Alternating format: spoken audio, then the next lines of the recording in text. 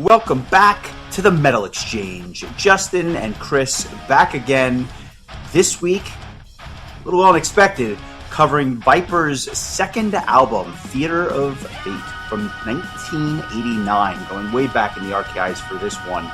But before we talk all things Viper, how are you, my friend? I'm good. I have your soap. Yes, I appreciate that. Hold on to it, toss it, whatever you want to do. I did have the pleasure. Is it Dove? I believe it is Dove. Yes. Okay. All right. Good. That's what we use in our household. So feel free to scrub away. For those that have no idea and are still listening after that intro, I visited Chris this weekend, so that was fun. The ride, or I should say, the trip back, not so much. But I'll save that for another day.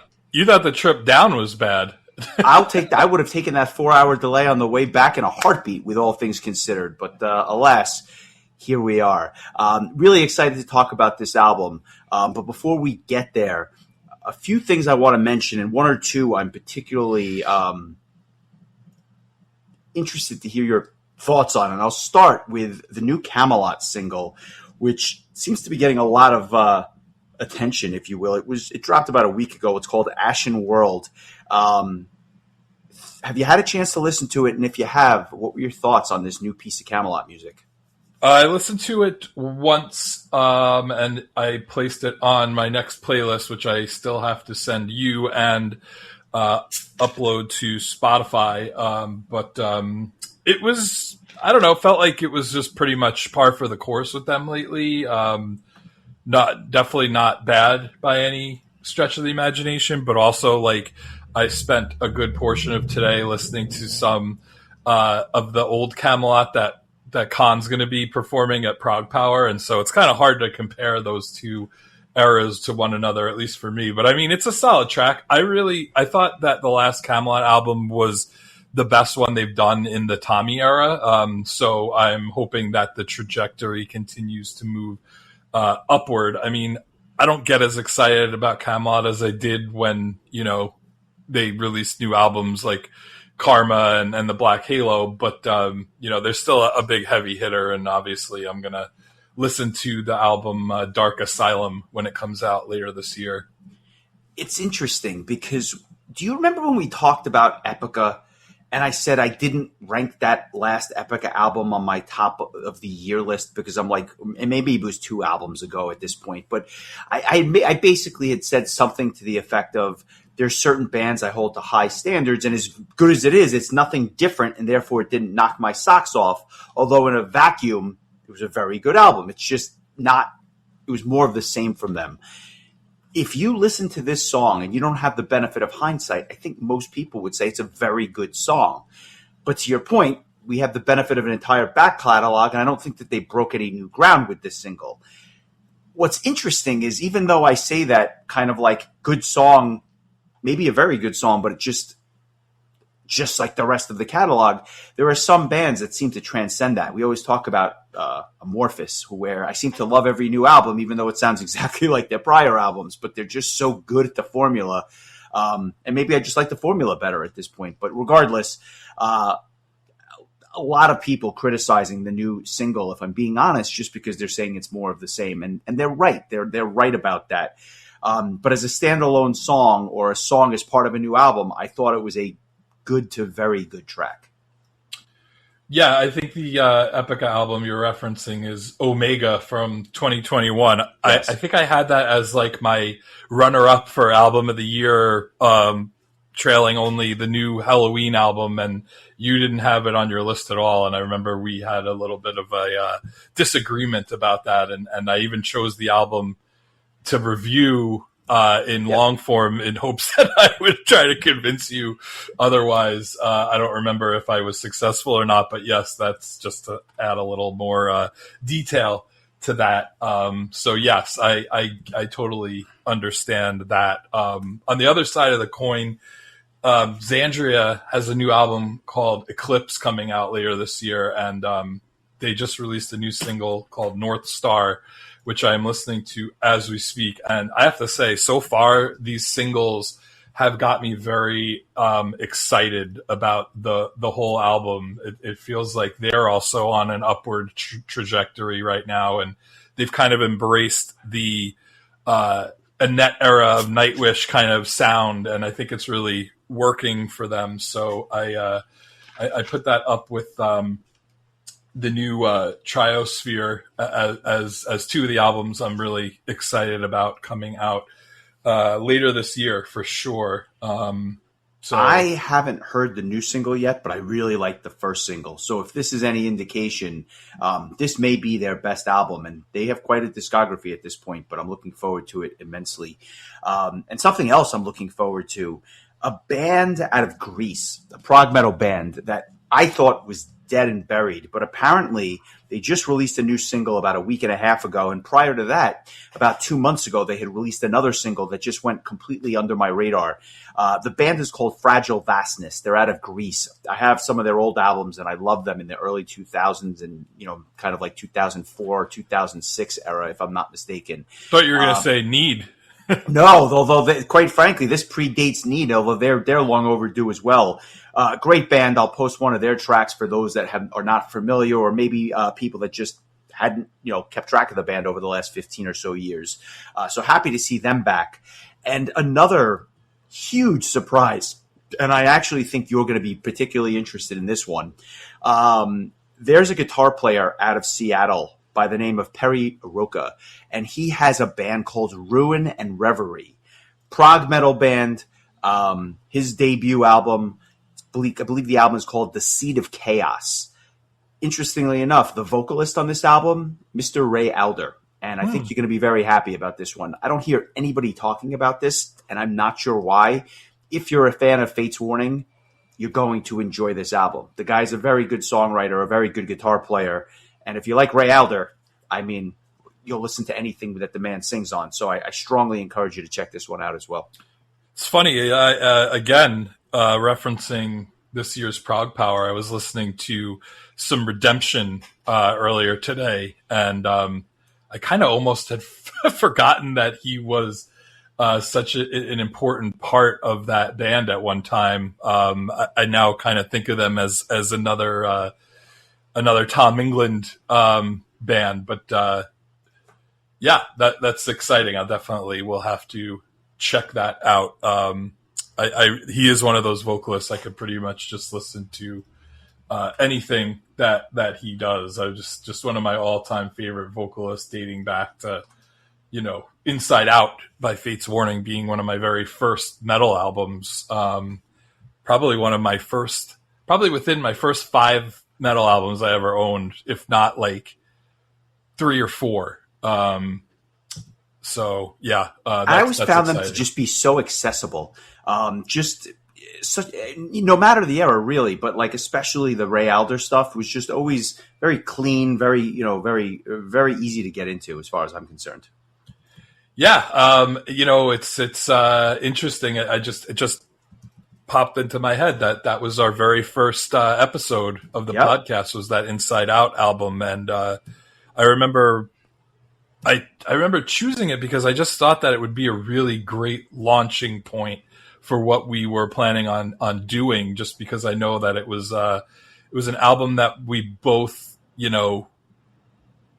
listened to a lot at the very beginning of our prog metal fandom. And so it's, it feels like that was forever ago. What was that, like 6 years ago or whatever?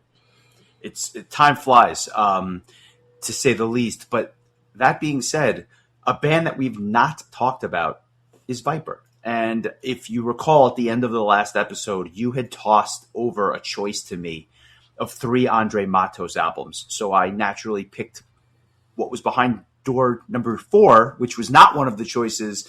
But I did so because this was an album that I have been really excited to talk about for quite some time. We covered Angel's Cry so early on in the podcast. It had to be one of the first 10 episodes, if memory serves. It might have been the 3rd episode. There you go. And so I say that because I'll check to make sure. I would argue that this is the closest thing to Angel's Cry era Angra that you can possibly hear. This was in many ways the second album that Andre Matos, at least that I'm aware of, did lead vocals on. But the style of this one is different than Viper's debut album, which quite frankly sounds nothing like this particular album. And so when you kind of put the pieces together, to me, this was a no-brainer to choose this album. At some point, we will cover Soldiers of Sunrise, their debut album. I find it hard to listen to because the production is horrific. This album doesn't sound great, but it sounds markedly better. And I've always preferred this album as a result. And I also just see things that remind me of Angel's Cry, which is one of the best power metal albums of all time. Episode 5, by the way. All right, episode 5. So I knew I was in the top 10. Yeah. So here we are, 325 episodes later, and we finally get to talk about that old Angra type of sound, although admittedly the only link between Angra and Viper is, in fact, Andre Matos. There you go. I will say this. I think that you were right to call that audible, because I think I ended up enjoying listening to this album more than I would have enjoyed listening to the other three, which is, I think, why I was having a hard time picking one of those three anyway. So, and we will cover the other three because they're seminal albums that need to be covered. But I felt like I had to just do this album, and it's been on my list for a long time. So selfishly, I just wanted to cover it.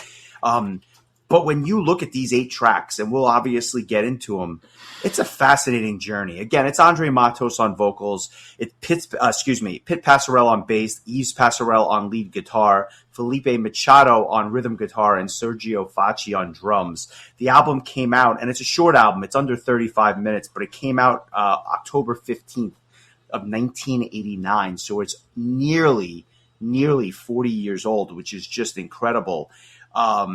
But I'll start with a kind of a simple question, which was, I know for a fact that there's a song on this album that you love. I know that. How familiar, if at all, were you with the rest of this album? And if you weren't familiar, why hadn't you checked it out, given your love of the one song? I would say that I was vaguely familiar with the rest of the album, but I don't know that it was like ringing a ton of bells. Going back to it, I feel like I know the album way better than I've ever known it after the last week or so of listening to it. So I don't know why I know that I've gone back and listened to it, but it probably was just so infrequently, and I don't know what it was that, like, I don't know. There just isn't a ton of albums that prior to this podcast I would just go back to and like listen to the crap out of, because there's just such a glut of new music that it's hard to just like say, all right, I'm going to take a week and just listen to Viper's second album nonstop, Right, that's right. kind of the whole idea of doing this podcast is because of the infrequency in which the both of us were doing that. And so that, I guess that's kind of like a kind of a cop-out answer, but I mean, it's just that there's such a dearth of stuff that, like, how do you choose what to listen to at random from back in the day? Like, it's just one of those things that, like, I don't know, like one of those things I don't think I ever would have made it to like really listening to and really digging into without the aid of the podcast. And so I'm excited that that gave me the opportunity to just check out this album and really listen to it, because Andre Matos is one of my all-time favorite vocalists. One of the great regrets of my life was never getting to see him perform live, not through any lack of trying. I literally had a ticket to see him perform at Prague Power 10 in 2009. It was one of the driving forces behind me wanting to go back to Prague Power in the first place. And the aforementioned Fate's Warning with Ray Alder was another one of those, along with Royal Hunt and Power Quest. I want to go on a detour for 1 second because you brought up something that I don't know that we've discussed, and I'll keep it brief. But when you looked at the lineups for Prog Power 4 through 9, the years that you skipped, I know that your love of metal was waning a bit in those college years and beyond until we get back to Prog Power. But did you ever look at those lineups at the time and say, oh, I got to go see this? Or did you just not really even pay attention? Because obviously, with the benefit of hindsight, you've remarked how some of those are regrets that you didn't see it. But did you get that feeling at the time, or were you just not keeping up with the scene? So when a band like Pink Cream 69 played, you're like, I don't care. I would say I'm gonna choose my words carefully to answer this question, but I definitely was paying attention to the lineups. But where my knowledge base was at the time, it was just like more so bands whose names I recognize, but whose libraries I knew very little from. Like, I obviously knew Pink Cream 69, since that's the example that you chose, but like, I didn't really know enough of their songs that it would move the needle for me to go, or if it was like, you know, a lineup where Nightwish was playing, it was like, all right, like, I really want to see Nightwish, but do I want to like make a whole trip out of it just to see one band? Plus, not only was my interest in metal waning at the time, but like it probably was the poorest I ever was as an adult. During those years. One of the driving forces behind choosing 2009 as the year to go back was a big part of it was just being able to afford to go. Because I remember when I bought the ticket, I was actually living at my parents' house for not very long, just for a few months, but I had a little bit of a financial reprieve at the time. And so I remember like buying the ticket, booking my airline, and just being like, let me do this now before I get, you know, an apartment and I can't afford it anymore. And so that's kind of the brief story to answer your question. I've always wondered how, you know, again, not to go on the detour, but the Matos comment kind of made me I will say, like, I remember seeing the lineup for the year before and thinking to myself, like, if there was ever a year to skip, I don't even think you had gone that year either. I just didn't, just really wasn't speaking to me, I guess. But, you know, but by the time 10 rolled around in 2009, the idea of seeing Andre Matos and Ray Alder as like the two headlining vocalists, and then you throw in, you know, Royal Hunt, who I'd never seen live, and Power Quest, who, you know, was one of the few new metal bands that I was excited about. It was enough to get me to just say, you know, screw it. And it's kind of funny in retrospect when you think about how inexpensive it was to go to Prog Power back in 2009, because I remember the plane ticket was, I think, $172 round trip. I bought like, what do you call it? Like, regular tickets. It was even before I had a gold badge or was a sponsor. That was probably at the time $120, $125. Wow. And then, you know, I threw in some money to stay in the room with you and Pat. And, you know, like I probably did that whole trip in under like $500, which is like less than what we pay to sponsor at this point. So like, it's just different times. But you know, I'm glad that I made the choice to go back. And so, yeah, little sidebar there, but I'm glad you asked. Nice. For perspective on this album, at the time, I vividly remember when I got it, because I had come to learn that Andre Matos did something before Angra.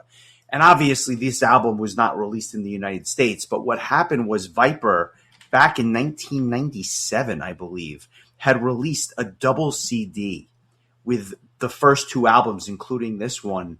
And so I got it on eBay. And when I heard that he was on there, it was like a no-brainer, and it wasn't even that expensive. I think I paid like $15 for it or something like that for the double album.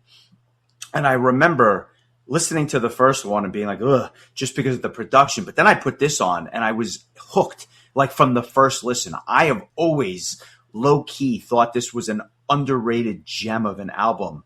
And even the biggest of Angra fans never really talk about it. And I'm not sure why, because there are parallels here. And I would argue that, I don't know this, but I would assume that when push came to shove, the guys in Angra probably heard Viper and was like, we have to have this guy sing for us because of just how impressive Matos's vocals were on this particular album, more than anything else. And I read somewhere that like one of the things they were impressed by was that he looked like Bruce Dickinson back then. He had like the bowl cut and like and I guess that kind of is interesting because if memory serves, he was one of the finalists for the gig after Bruce had left Iron Maiden. Can you imagine if those two Iron Maiden albums had Andre Matos on vocals instead of Blaze Bayley? I mean, that would have been really interesting. I mean, so here's the irony. And again, we're going down a bit of a rabbit hole. As great as that would have been, I'm not sure you get Angel's Cry or Holy Land necessarily, right? Like Holy Land comes out in 96, if memory serves, or, around there. He would have been an Iron Maiden. You might have gotten Holy Land, but who knows who would have been singing on that album. So it really would have set off a chain of events that I just have no idea how it would have ended. But yeah, I mean, who wouldn't want to hear Andre Matos singing The Klansman or something like that? It would have been awesome. I want to hear Andre Matos sing everything. So yeah, I mean, that would be very cool. Well, I think with that backdrop, I think we should just get into it. The album kicks off with this nearly 2-minute intro called Illusions. And it's kind of a cool way to start the album, in my opinion. It's basically this real acoustic guitar intro that's kind of ahead of its time. You have the mix of the guitar with the woodwinds and a harpsichord, and some really just subdued riffs underneath it at the end of the day. It's kind of an intriguing and inviting intro to the other 7 tracks, at least in my opinion. Yeah, it has kind of like a power metal guitarist lost in the forest kind of vibe to it, with like the I don't know if that's actual flute or just a keyboard meant to sound like a flute, but it has kind of a folksy kind of vibe to it, and then like you kind of hear the electric guitars start to chime in, and it makes for a really good little preamble to the first full length track and the album itself. And I don't know, did you realize that how young Andre was when he joined the band? He was 13 when the band performed in 1985. So by the time this album comes out, he's only 17 years old. Yeah, which is crazy. And again, if you listen to Soldiers of Sunrise, which is, like I said, readily available, we will cover it. It's a 15 or 16-year-old Andre Matos that's singing. It's crazy to me. It reminds me of like Halloween with Kiss when he was doing the Keepers albums. Wasn't he like 18 or something like that? Yep. So it's the same. Very similar. Yeah, we're gonna do Ill Prophecy next week. So just to keep. I want to do that as a bonus episode, but that's a separate conversation. I would love to cover that. It's interesting. I read this on Matos's Wikipedia page that.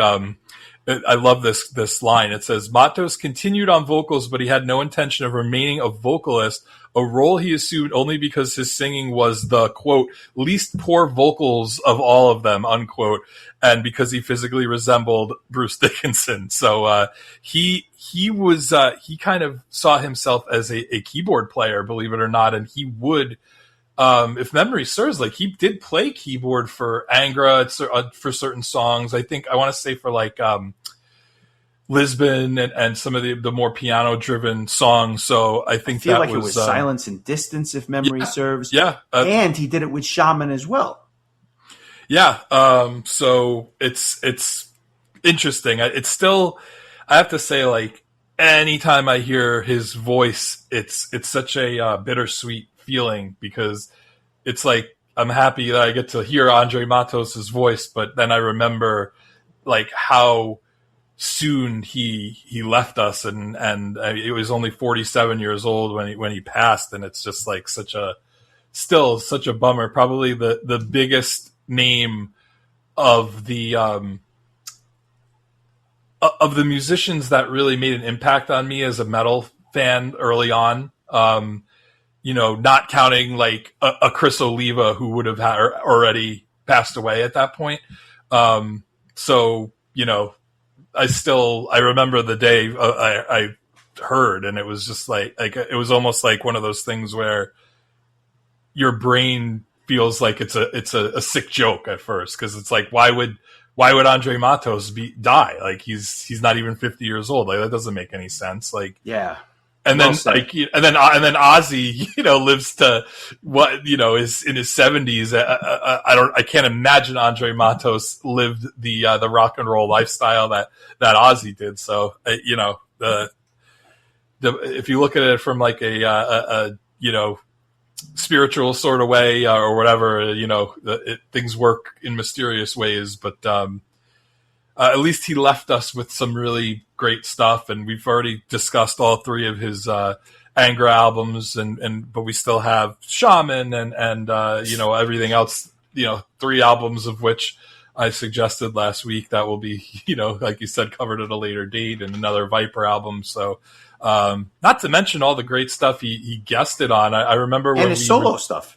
Yeah, and his solo stuff. I remember when we were talking about Superior's Behind album and hearing that bonus track / B-side of him singing Why or duetting Why, and it was just like his vocals were like welcome wherever they would appear. I remember when I bought the one and only Avantasia live DVD, and being disappointed that Michael Kiske wasn't on it. But then when I realized that Matos was the one who kind of took his place on Reach Out for the Light and some of the other like really high, the high pitched stuff, like, there's not a lot of guys that make me not miss Michael Kiske, but Matos was definitely one of those guys.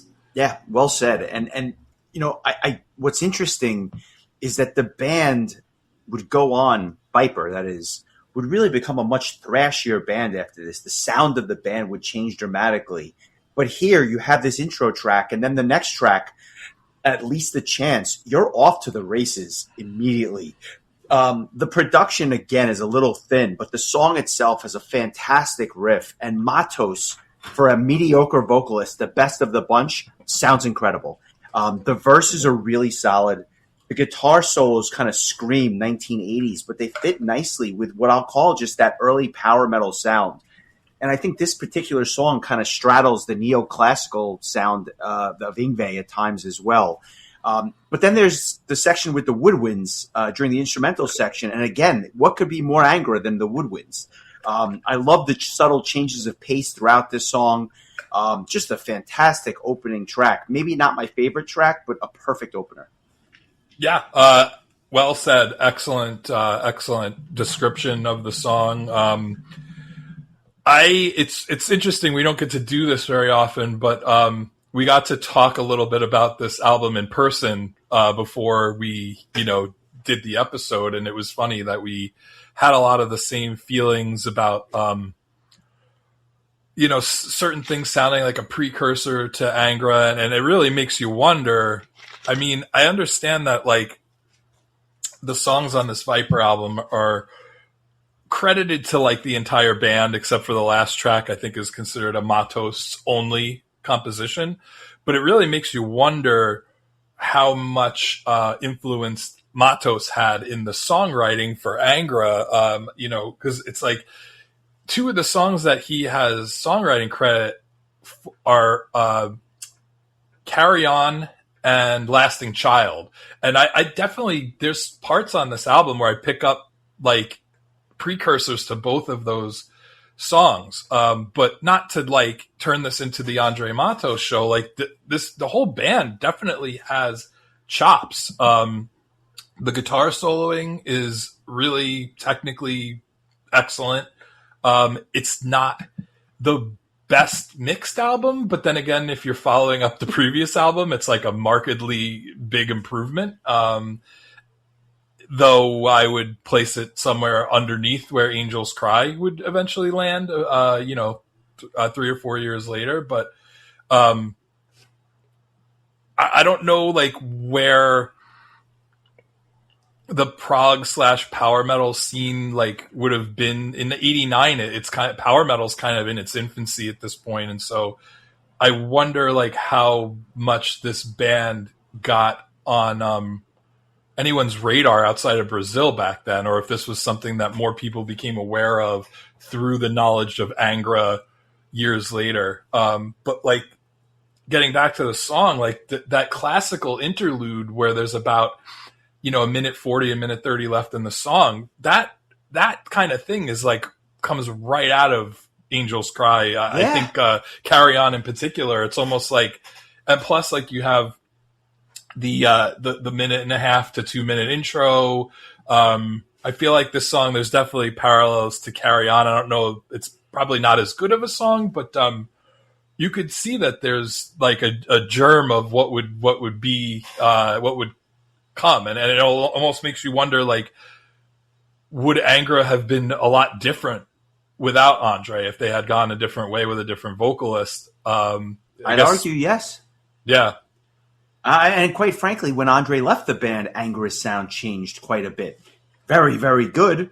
Excellent. Some fantastic releases, but different. And so it's just kind of interesting to see the influence, even if Amatos is not credited with the songwriting of most of these tracks. I mean, even going from Angels Cry to Holy Land, I think there's a very major change in the direction of like the more direct power metal vibe that I think this Viper album has.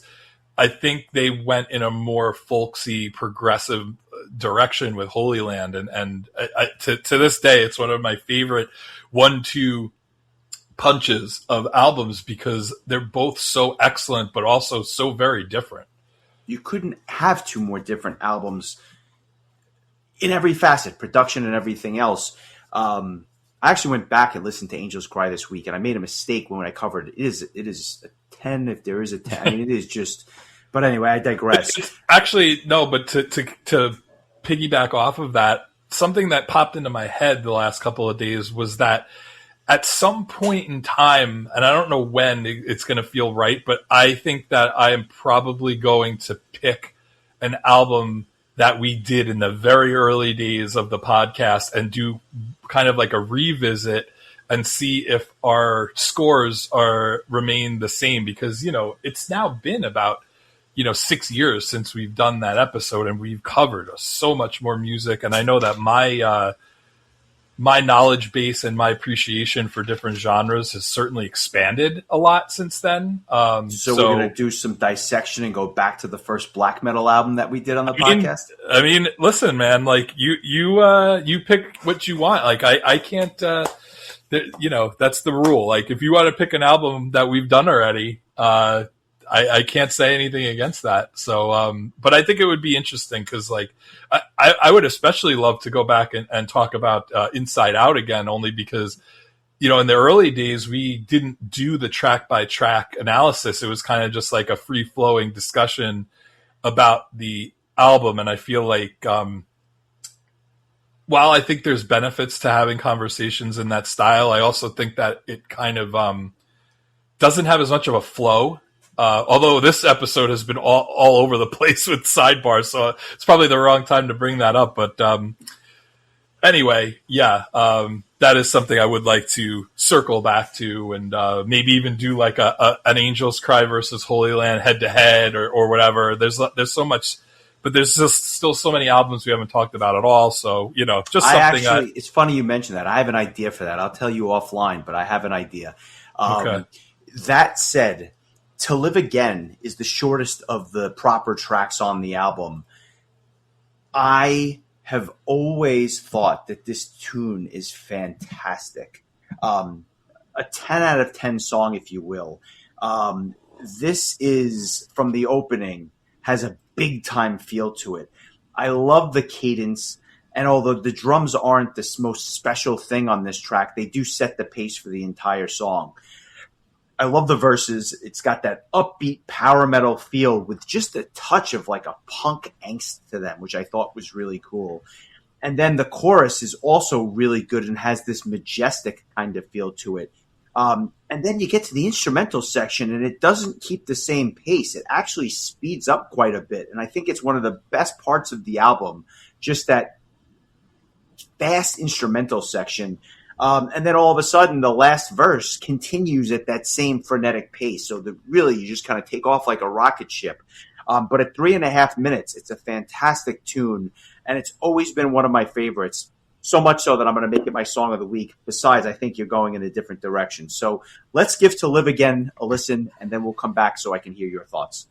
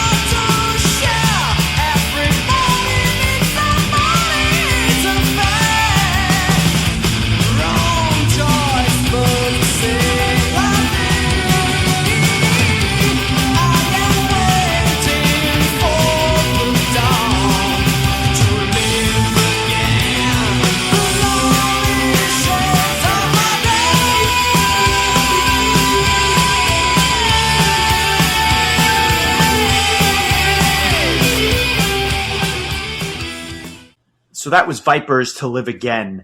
Curious to hear your thoughts. We've never talked about this track, but it's one that I love. Is there a more well-known song that this song reminds you of? Because there's one for me that I hear every time. Not the whole song, but there's a portion of the song. Try me. Battery by Metallica. Oh man, I never noticed that before, but now that you mention it, I don't think I'll ever listen to it the same way again. This has that thrashiness to it. Wow, that's incredible. Yeah, I can totally hear that. It's just the way that the verse is constructed, because it has that kind of like really thrashy staccato vocal that I think it just kind of reminded me of that. I have another funny comparison later on the album too. It definitely feels like they're taking a page out of a lot of their favorite bands at the time, and that's, when you're 17 years old, that's what you do, I think. But yeah, really, I said to you off air, like, there are no bad songs on this album. I feel I didn't think you were going to choose this one, so to speak, but that said, I don't think there's really any bad choices. Really, again, really strong soloing. I think the drumming is really good here. I don't love the way that it's mixed, but you can tell that the drumming is really good. But yeah, really good tune. It kind of sticks to that just kind of like really headbangy, fast power metal that I'm not even sure they realized that they were playing power metal at the time. I don't think were they even calling it power metal yet? Like, I don't know, but yeah, I think that this one has a little bit of a thrashiness that I think like thrash fans would probably find enjoyable. Nice. Well, they'll get to hear at least a minute. Obviously that we just played. Talk to me about A Cry from the Edge, the next track. Your thoughts on this? Another one that kind of closes out side A of the album. Well, this is one of my favorite tracks on the album. It starts out with like a very emotional electric guitar solo. Then the other instruments come in. Then you get a little bit of an acoustic passage, and then there's this very memorable guitar riff that comes in, and I feel like that is really the driving force behind the track. And then the song, it picks up steam. I don't know that as we go along, I don't think there's any song on this album where at least at some point things kind of speed up. Even a song like Living for the Night, where like it starts out like this really emotional ballad, even that has like a speed metal like, portion of it. And this one really just picks up steam. It's one of my favorite choruses on the album. It's probably, along with two other tracks we haven't discussed yet, my three favorite tracks on the album. But like, I love towards the end of the song that fast riff comes back. It just really, I think, adds to the memorableness, for lack of a better term, of this song. Did you get a country western vibe at the beginning?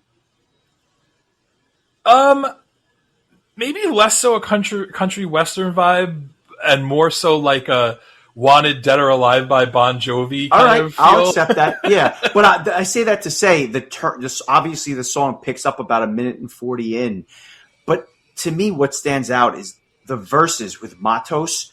Perfection. As good as the chorus is, the verses are just so anthemic and so powerful. I think it just makes for a great track. And what's also different is A Cry for the Edge is a bit darker than the tracks that came before it, which is it's not dark, it's not a gothic album, but like it's just a little angrier than some of the stuff that preceded it.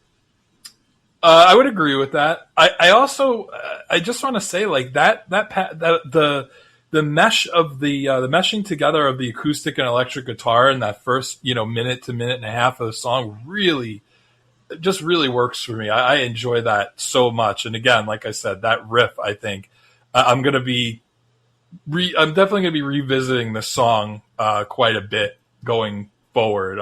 This is one of those ones where you're like, when you asked me before, like, why did you not go back and revisit this? And like, this is one of the songs I was missing out on by not revisiting this. So I'm glad that it's kind of in my, mental library now, so to speak. Nice. I will allow you to do the honors with Living for the Night. I figured I'll give the floor to you. You can talk about this track and then I'll fill in the gaps on this one. Yeah. This is just one of those situations where I know one song so well that it's like to the point where it's one of my all-time favorite songs, and then I don't know the rest of the album all that well. You kind of alluded to that earlier on. I don't remember how I heard about this song or what about it. Was me, obviously. How else would you have heard it? Yeah, I maybe Milton. I mean, he likes Brazilian music. That's true. I remember the when Andre had reunited with Viper, they released this live video of them performing the song in Brazil, and like the whole crowd was singing the whole beginning of the song, before it gets heavy, and it was such an emotional experience. And then like now, knowing what we know with Andre being gone, going back and watching that video again, it's like adds even more gravity to it. But man, it just, first of all, it's for about 1.5 minutes, it's an Andre Matos solo. It's just essentially his vocals and an acoustic guitar. And it's just really beautifully written, beautifully performed. And then, almost 2 minutes into it, they're like, "Oh, right, we forgot we're a power metal band," and so it picks up, and then there's like an awesome bass solo that like I feel like had to have been inspired by that Marcus Grosskopf bass solo on Eagle Fly Free, where it was like, let's let the bassist shine a little bit, and then Matos comes back in and he's singing it like super quickly. And it's just got this really fast gait to it, a really fast cadence. And he circles back to the chorus with like a little more energy and a little more. I don't know what the word I'm looking for is, but like it just takes that early portion of the song that was done in a slow fashion and does it all sped up, and it's like this really incredible dichotomy from the beginning to end. And then it kind of ends, it slows up and ends in like this really grand fashion. I just think that this is such an outstanding song, and for anybody that has never heard it before, I would say, like, of all the songs on this album, this is probably the most iconic and the most memorable. And I was hoping that something would usurp it as song of the week for me, but I couldn't dream of not choosing this song. It's one of my all-time favorite songs, and I listened to it, 5 times or 6 times in the last week, and at no point was I like, I'm so sick of this song that I've heard dozens and dozens of times even before this. It's I think perfectly placed in the middle of the album, and it's just as glorious and magical as I remember it. So let's give it a listen. Living for the Night, and curious to hear what you have to say about it, but be gentle because it's one of my all-time favorite songs.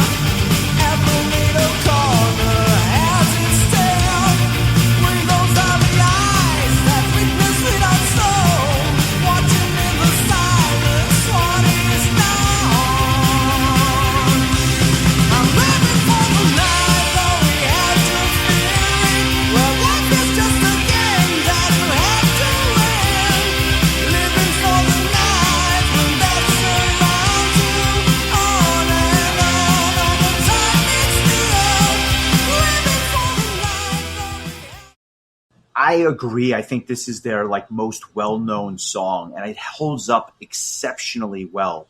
Despite the keyboards at the beginning that are a little cheesy, Matos takes over quickly with some just absolutely fantastic vocal lines. And the melody on this tune just absolutely gets stuck in your head. Best chorus on the album. I'm not sure that it's close. And when the electric guitars pick up where the intro left off, and that bass solo, which you mentioned, is just such a nice touch. Fantastic, fantastic bridge. The construction of this tune is just perfect. I knew it was going to be your song of the week, but I'm happy you chose it because people have to hear this song. It's that good. So I kind of rolled the dice thinking you would choose it. It feels like it was ahead of its time, honestly. Sure. It's crazy to think this was a song that came out in 1989. Like, it really, I think, predates so much power metal that would come along in the 90s. I was trying to find out if Angra ever played this song when Matos was in the band, and it sounds like they may have played the intro to it at some point back in '95, but. I'm always interested to see because it makes me think of when Halloween, when Darius first joined the band, played Where the Eagle Learns to Fly, which was a Pink Cream 69 ballad. And it was kind of cool that they brought in this new guy and they kind of wanted to give a little credence to where he came from and what he did before he was in the band. And so I always wondered if when Angra was only working with, Angel's Cry as their set list, not to say that isn't enough. I wonder if they were sneaking in any Viper songs. I don't know. That would have been kind of cool. So, yeah. Just an absolute gem of a song for sure. And although I don't know that everything after this is as good, you don't lose much with the rest of the tracks on here. The next one is called Prelude to Oblivion. And I immediately hear the Angra influence on this song straight from the opening notes, if I'm being honest with you. Just would have fit perfectly on Angel's Cry as far as I'm concerned. And then I love how it comes in with these grandiose vocals right before the guitar solo. You're kind of waiting for a payoff during the verses, and not my favorite verses on the album, but there are parts of this song that I really, really like. But arguably the worst song on the album, if I had to choose one, I think my issue with Prelude is that there's a lot of good ideas, maybe even too many. And if they would have separated them, you would have had multiple good songs, but they kind of just threw them together. It's kind of proggy for a song that's 3 minutes and 45 seconds. I feel like there's a little bit of a precursor to a song like Evil Warning. Yes. That's what comes to mind for me. I really enjoy the layered vocals that they do later in the song. I kind of wish they did more of this throughout the album because it just sounds really cool. But maybe I guess the reason it sticks out on this song was just because it was used sparingly. But I really like this track. Another shorty. I think your song of the week, to Live Again, was the only track that was shorter. But you're right. You can hear that there's a lot of classical influence that's being mixed in with the fast power metal. Definitely feels like some of the guitar riffs definitely feel Halloweenish. I don't know if you want to say it's Kai or Waiki, but I would be very surprised if Halloween was not a big influence on this band at the time, even though the Keeper albums were shiny and new at the time. I know that they definitely influenced a lot of musicians out there, but I thought this was a really cool killer short track. But boy, it leads into what I would argue is maybe my runner-up for Song of the Week, Theater of Fate. I think that at one point the only songs I had from this album were this and Living for the Night until I actually got the rest of it. But this is another awesome song. Like the verses, the chorus, like it's a very meaty song. It's the longest song on the album, but I want to pass the baton over to you on this one because I just really like this song that I feel like I'm just going to stammer and stutter for 3 minutes. So I think we're better off hearing from you. All right, I'm going to try to make this as succinct as possible. Heavy intro. The bass really jumps out, especially, and it's kind of got an epic feel by comparison to some of the songs that came before it. It has that galloping quality to it that you hear in a lot of power metal for sure. I don't know that it's the most memorable, but I will say that I've always loved the track because it's kind of there's a simplicity there, except in the instrumental sections, which are very experimental, and the Mato's vocal lines, especially at the end of this tune. I don't know how this man hit those high notes at 17 or 27 or 37, but this is probably the proggiest song on the album, and you definitely hear some of the Angra in the construction of this song. I like this song a lot as well. It's amongst my favorites, but again, I happen to just love the whole album. Even Prelude, which I knocked, is a great song. There, I had mentioned Metallica's Battery earlier. This is another track where the verses remind me of a totally different band, and I mentioned them before, but just a totally different era of the band. Halloween, I hear the verses from Murderer from Walls of Jericho. Yes. Where it's like and then even like when he changes the key, it's very similar to how the Halloween song changes key as well. So weird little like portions of songs are kind of popping into my head as I listen to this album, but I love the transition from the verses into the bridge that leads into the chorus. This was one of the songs that, believe it or not, I found getting stuck in my head more than any of the other songs on the album.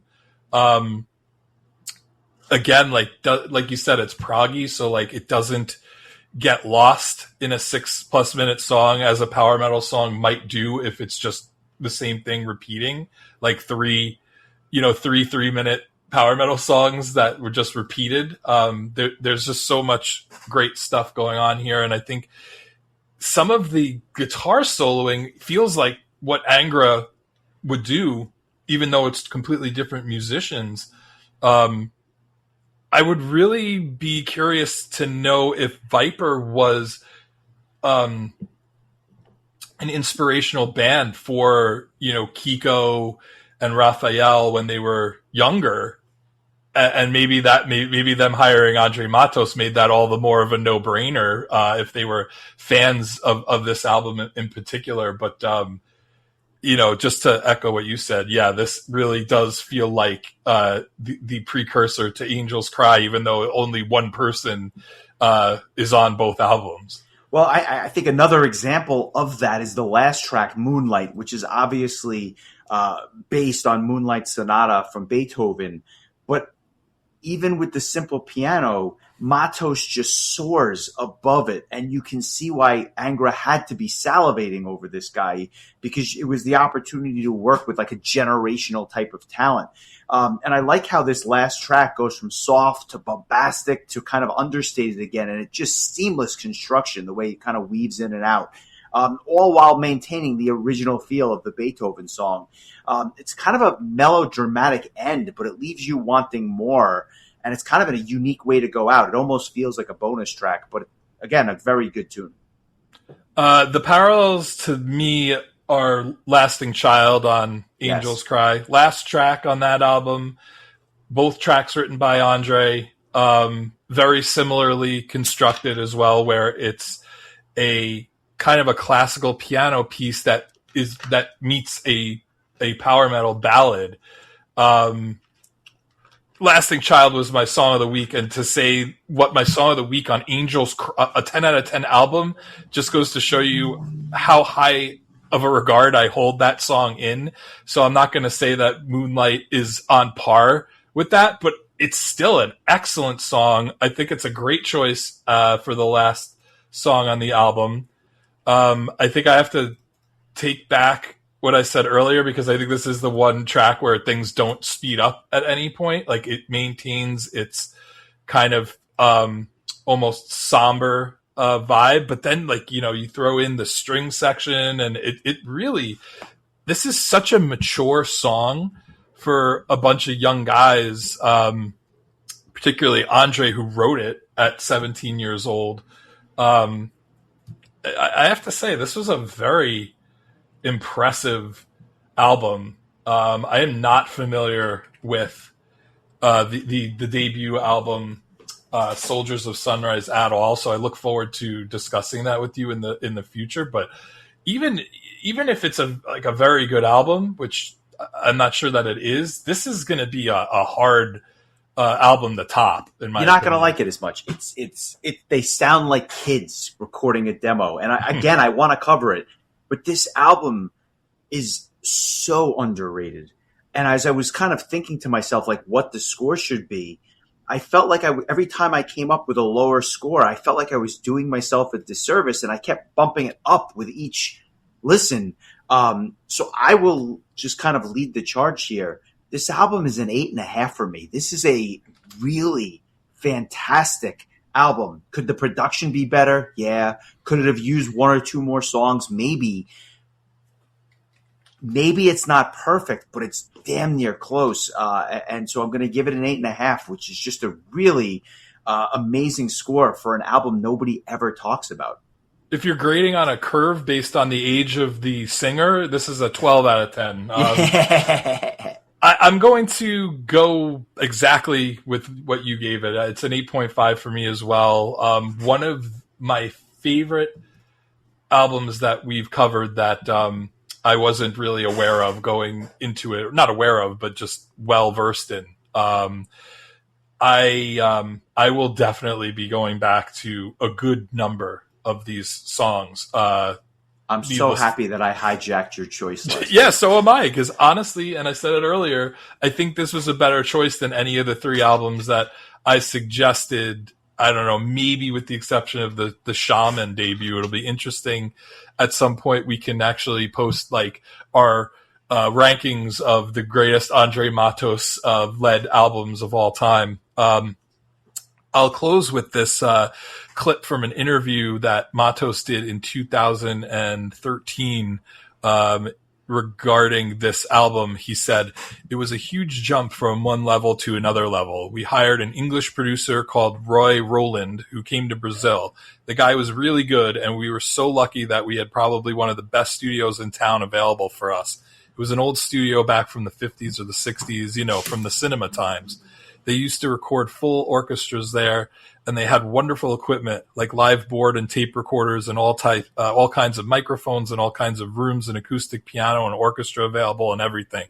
So it was a completely different reality. And as we know, you know, Andre would end up as the lead singer for the band Angra for their first 3 albums. But if you were wondering what he did in between, he actually went back to school.